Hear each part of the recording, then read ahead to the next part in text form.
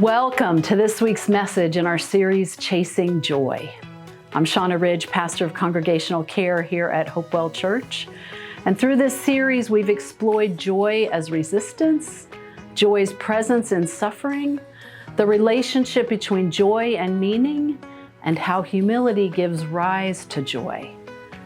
Today we hear joy is consistent and rooted in faithfulness.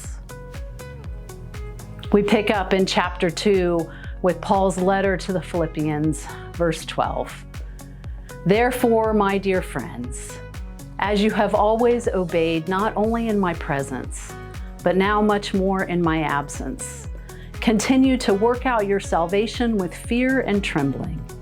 For it is God who works in you to will and to act in order to fulfill his good purpose. Do everything without grumbling or arguing, so that you may become blameless and pure, children of God, without fault in a warped and crooked generation. Then you will shine among them like stars in the sky, as you hold firmly to the word of life. And then I will be able to boast on the day of Christ that I did not run or labor in vain. But even if I am being poured out like a drink offering on the sacrifice and service coming from your faith, I am glad and rejoice with all of you. So you should be glad and rejoice with me. This is the word of the Lord. Thanks be to God. In February, we took a trip out west, spending most of our time in northern Arizona and a particular evening at one of our favorite places in Flagstaff, the Lowell Observatory. It sits on a mesa at about 7,300 feet overlooking the city, and from which the views of the evening sky are spectacular. It's the place where the planet Pluto was discovered in 1930. And recognized just 25 years ago as the world's first international dark sky community, a designation reserved for those areas committed to preventing light pollution and preserving natural darkness of the evening sky. Only about 200 of these sites are named around the world today, Cherry Springs State Park in Potter County being the closest. We were excited to see Lowell's recent renovations and expansion, including the new open-air rooftop planetarium theater with heated seats, super appreciated in February.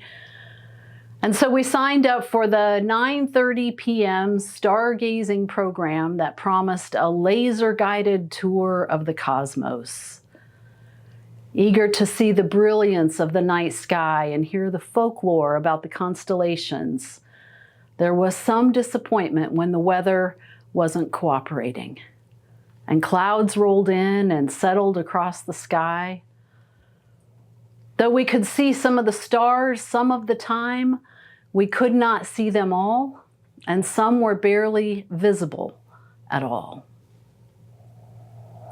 This image came to mind, connecting beautifully to Paul's words we just heard. See, just because we couldn't see the stars clearly didn't mean they weren't there.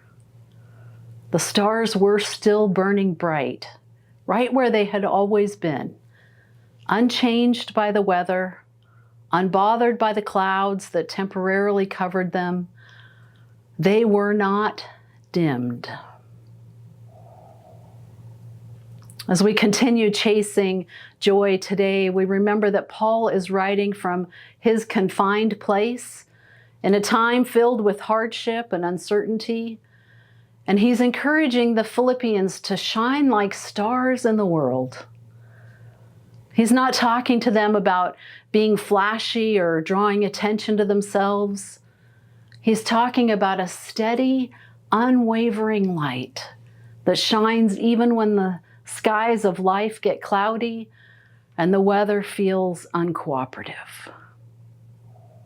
So Paul is reminding the early church and us now that God has already planted this light within us.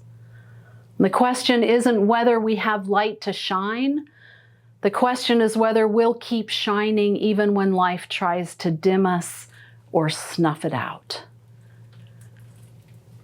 And I want to make an important distinction before continuing. See, we often hear these words from Jesus in Matthew 5:16, "Let your light shine before others so that they may see your good works and give glory to your Father in heaven."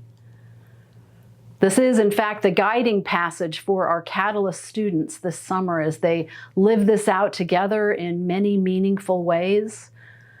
It's a beautiful call to openness, to generosity, to bold living. But today I want us to focus on something similar but distinct. Not letting our light shine, but not dimming our light. Letting our light shine is about stepping forward, and not dimming our light is more about persevering. It's about perseverance and resilience. It's about staying steady in joy even when the weather changes and circumstances tempt us to hide or shrink or pull back. So the stars don't have to try to shine. They simply are. They shine no matter what. And even when the clouds roll in, they don't stop shining. They don't stop being stars. After Paul's invitation to imitate Christ last week and Pastor Amy's encouragement to let go of selfish ambition and to practice humility so joy can rise within us, we hear Paul begin today urging his dear friends and you and me to work out our salvation with fear and trembling. He's not saying we have to earn God's love or prove ourselves in any way. He's saying that faith isn't just something we believe within. It's something we live out with sincerity and with awe and reverence every day. And as we do, joy is there also.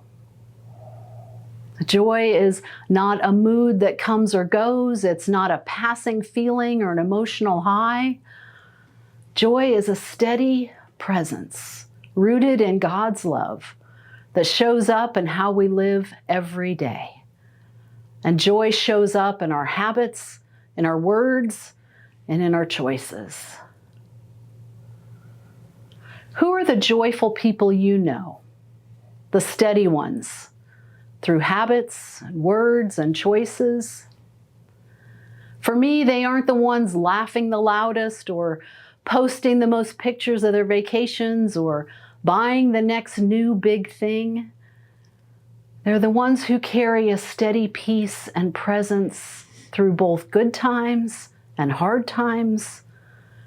They're the ones who persevere and refuse to let their light be dimmed. And that kind of joy isn't something we generate ourselves.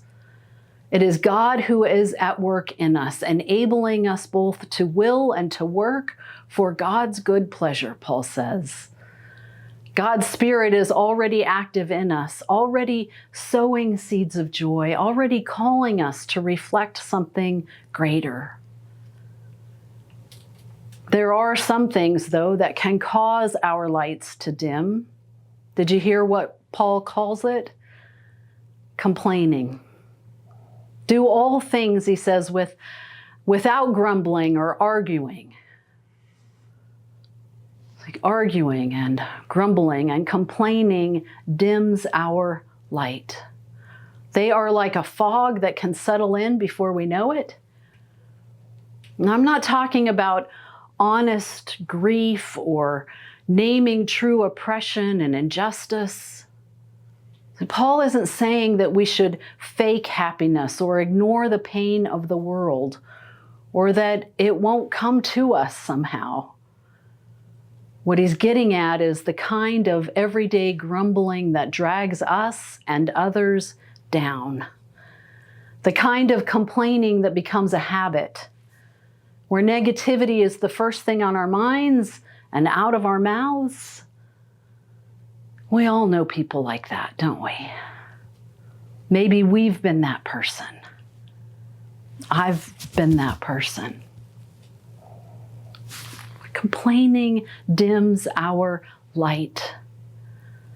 But gratitude can lift the fog, friends.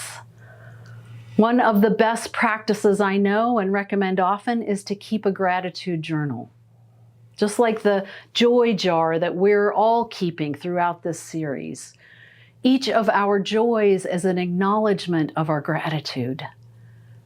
And just as humility gives rise to joy, so too does gratitude. Even on the hardest of days, finding one thing to thank God for can shift the whole atmosphere of our hearts. What we think and speak shapes how we shine. And Paul reminds us too that shining doesn't mean performing. You don't have to be flashy to shine. Real joy doesn't draw attention to itself. It reflects something greater. Just like those stars at Lowell Observatory, just like fireflies on a warm summer night or a soft flickering candle, real light is often gentle, even quiet, but unmistakably beautiful. We live in a world that often says, if it's not impressive, it's not worth it. But Paul flips that around when he says, hold fast to the word of life. And even if I am being poured out like a drink offering on the sacrifice and service coming from your faith, I am glad and rejoice with all of you. And what he's saying here is, even if no one notices, even if it costs me something, I'm going to keep shining. And in that shining, there is gladness and joy, no matter what. One of the most powerful things we can do as followers of Jesus is to practice quiet kindness. Something we need much more of today. It's one thing to do something good when people are watching, and it's another thing entirely to serve with no credit, no fanfare, just simple, steady love. I love these words of Thich Nhat Hanh when he says, sometimes your joy is the source of your smile, but sometimes your smile can be the source of your joy. Sometimes the simple act of choosing kindness when we don't feel joyful is the very thing that will awaken joy within us. And the beautiful thing is that kind of steady, faithful shining doesn't just change us, it changes the people around us. Have you ever been around someone who is quietly joyful? Not because everything is perfect, but because they've learned how to hold fast to the goodness of God no matter what. That's what Paul is calling us to. And that's the joy we're chasing. And it's the joy we catch when we don't dim our light.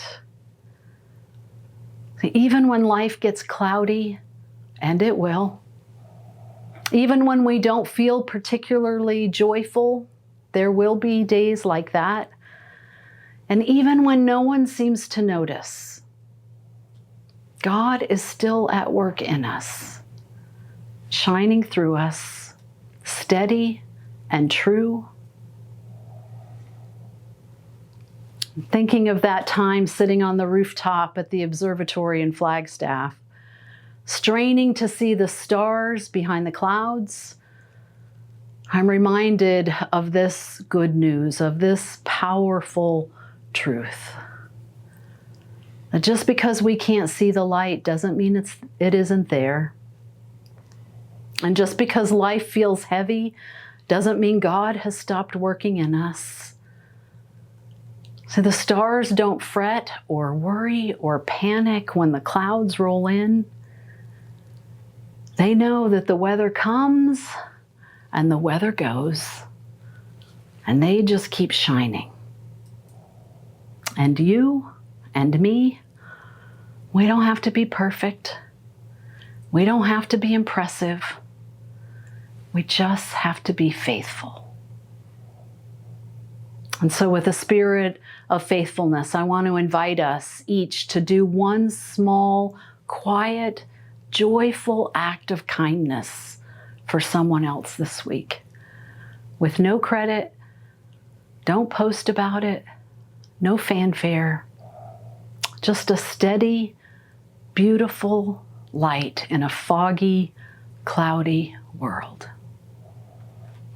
Because in the end, that's how we don't dim our light. Not by trying harder to impress, but by staying rooted in God's love, by practicing gratitude and joy, and by choosing kindness even when no one's watching.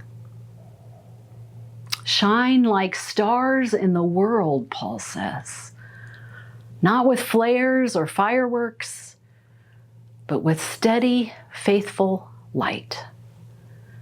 And in that light, we don't just chase joy. Joy captures us. Amen.